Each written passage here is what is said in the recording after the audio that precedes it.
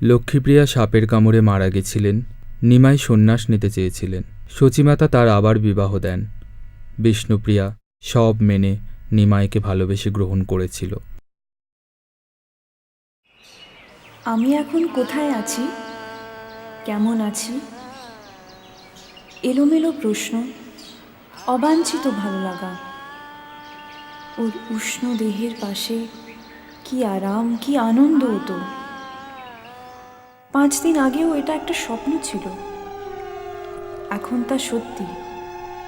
আমি বিবাহিত, একজন পুরুষ আমার পাশে আমার বিছানায় শুয়ে আছে। আমি গ্রামের মেয়ে, যে এর আগে কোনোদিন কোনো পুরুষকে স্পর্শ করেনি।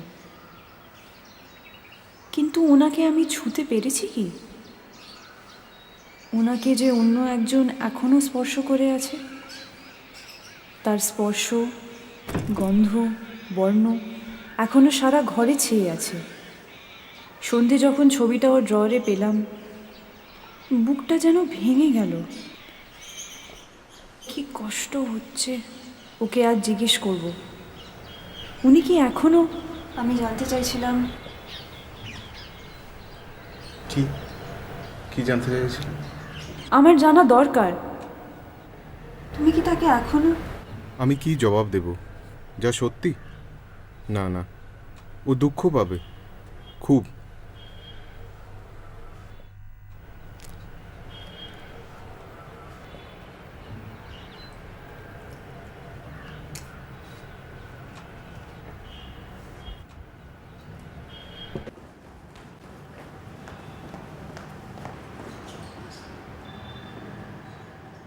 উনি অফিসে বেরিয়ে গেলে এই ফাঁকা বাড়িতে আমি যেন যক্ষিণীর মতো ঘুরে বেড়াই। তবে আমি একা নই, টের পাই। সাপের কামড়ে অপঘাতে মরে লক্ষ্মীপ্রিয়ার আত্মা তবে কি মুক্তি পায়নি? আরও কোনো প্রত্নকেতুকির গন্ধ সারা ঘর জুড়িয়ে কি তীব্র হয়ে উঠেছে। সহ্য হচ্ছে না। নিমাই আমার একার।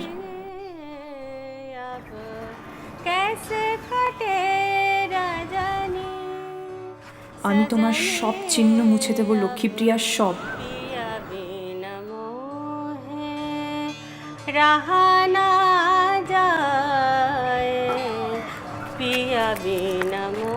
কিন্তু ওর মন থেকে কি মুছতে পারবো?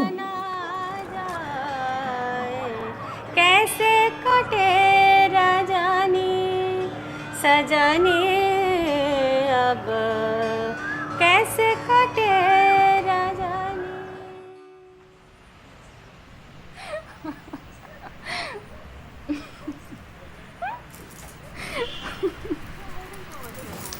And the best part, the girl that you like even smiled at you yesterday. So what are you waiting for?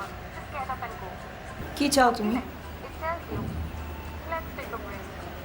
আমায় বিয়ে করলে কেন? Go today. Talk for 10 more minutes tomorrow. You deserve to take rest. কি করে বোঝাবো? আমি তোমাকে ভালোবাসি প্রিয়া, কিন্তু তাকেও যে ভুলতে পারছি না। তবে আমার দোষ কোথায়?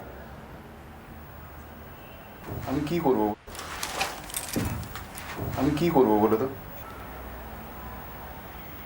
দুজনকে একসাথে কি ভালোবাসা যায় না? তুমি কি পারবে?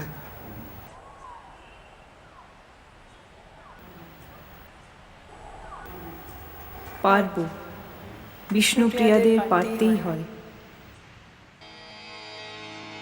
ব্রজগোপীগণের ঐকান্তিক প্রেমানুরাগ অনুভব করে শ্রীকৃষ্ণ সন্তুষ্ট হয়ে বললেন, আমি এতক্ষণে পরীক্ষা করছিলাম, সে পরীক্ষায় তোমরা উত্তীর্ণ হয়েছ।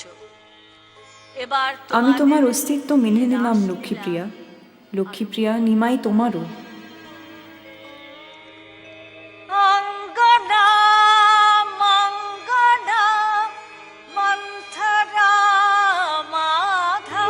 তিনি এমন ভাবে নৃত্য আরম্ভ করলেন, দেখে মনে হয় দুই গোপীর মাঝে এক কৃষ্ণ।